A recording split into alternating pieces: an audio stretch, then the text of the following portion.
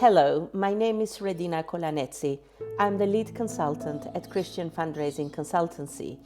And today in this short vlog, I would like to share with you 5 biblically based principles for engaging your Christian ministries board members in effective fundraising.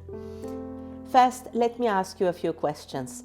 How do your ministries board members feel about fundraising? Do they see fundraising as part of their responsibility of being a board member? Are they filled with joy or with dread if you ask them to invite some of their friends at a fundraising event, or if you want to engage them in fundraising activities? Our role as fundraisers and directors of Christian ministries is to encourage and inspire board members to love fundraising. And in order to do that, there are some simple activities you can undertake with them and things you can share with them to help them have a new perspective, to train them on how to be effective in fundraising and helping you reach your fundraising goals. So the first principle I would like to share with you is encouraging your board members to give generously to your ministry, to model generosity. One way of helping them to do this is perhaps by taking some time with them to look together at Bible passages like 1 Chronicles 29, verses 1 to 20. If you look at these verses, you will see how King David invited the leaders of the people, the leaders of Israel, to support the work of the building of the temple. Here in this passage, we can see how in verse 2, King David gave generously to the work of God for the building of the temple. He gave out of his own wealth.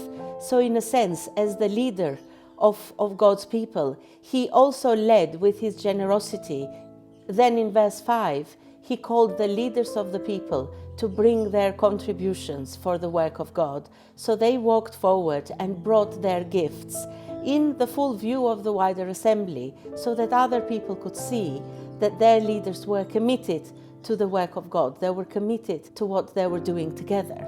In a similar way, I would like to think that leaders of your organization and your board members are really like King David and the leaders of Israel. By giving generously to the work of your ministry, they are setting an example for others to follow. Now, I don't think it is necessary today for you to put on your magazines or newsletters how much money your board members gave. And sometimes the size of the gift doesn't matter. What really matters is that commitment, that spirit of generosity. The second thing you can do is help your ministry's board members understand the principles of effective fundraising. Having done a lot of presentations over the years to various Christian charity boards, I know for a fact that most board members come from different professions and walks of life, and often they don't really know about the changes in the fundraising landscape. They are not really aware of different types of fundraising strategies that can yield better results than others. They don't understand the principles of direct mail or email marketing. So it is your job, it is your responsibility. If you want them to love fundraising, if you want them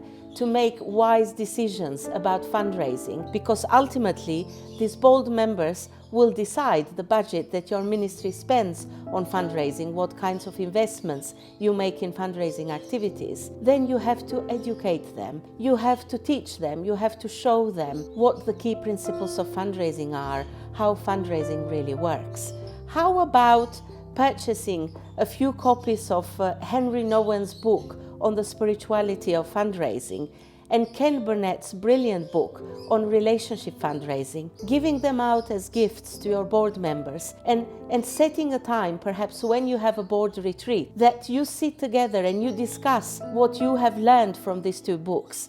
The third way is to encourage your ministry's board members to invite their friends from their church or their Christian work colleagues to support your ministry. Did you know that both in the Old and the New Testament there were several wealthy people, even kings, who were ambassadors for God's people, who gave generously and who connected the leaders of God's people, the leaders of Israel, to people who had funds and resources? If you look at Nehemiah chapters 1 and 2, you see how Nehemiah generated financial support, got financial support from King Artaxerxes and the other leaders in the Trans-Euphrates region. And then in the book of Ezra, we see how the king gave generously to support Ezra's ministry because he saw that the hand of the Lord was upon Ezra. And in the New Testament, we read in the Gospel of Luke about women who gave generously out of their own means to support Jesus' ministry. Your board members can follow these examples, they can follow on the footsteps of biblical characters, and they can do the same. Perhaps they can host a dinner in their home with some of their friends, and you can go and present to them about an exciting project or initiative of your ministry, or maybe they can pave the way for you to come and give a presentation in their local church. They can invite some of their colleagues to a special breakfast or a dinner that you might be organizing, so they can be the ones who connect new people to your ministry. Now, in order for your ministry's board members to do this job, to be these connectors, they will need some collateral, they will need some things for you to give to them. So first of all, they will need a really compelling and simple expression of your ministry's vision and your ministry's mission. They'll also need some great stories they can share in a conversation with a friend.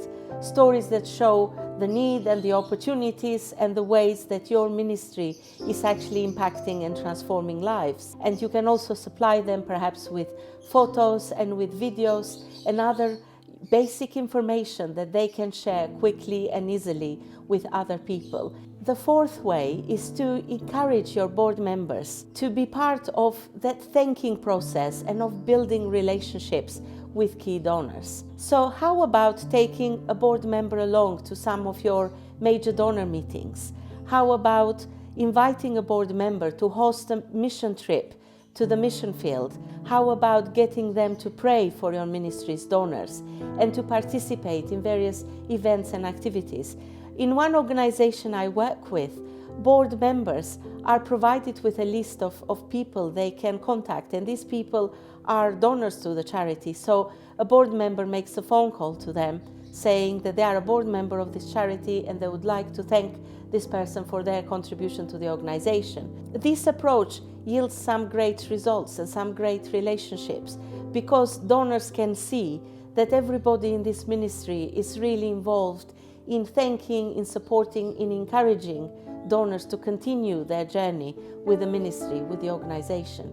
The fifth way you can engage your board members is to get them to encourage and support members of your fundraising team. It is really important, for example, that whether you have a sole fundraiser in your organization or a whole fundraising team, that members of this team or the sole fundraiser have opportunities to meet with board members, to share with them about their successes and about things that are not working so well. So that connection and that relationship between the fundraisers or the fundraiser and the board should be there, should be a strong and developing relationship. Often fundraising is a hard job and sometimes, unfortunately, a thankless task. Fundraisers are not truly appreciated. There are very few leaders or very few people who'd go alongside them and say, well done, you have done a wonderful job, and so on. So board members can actually play this role. They can go alongside the fundraiser or the fundraising team. They can encourage them, thank them, cheer them on, pray with them, celebrate successes with them, make them feel that they are in this together, that they are all part of the same team. To sum up,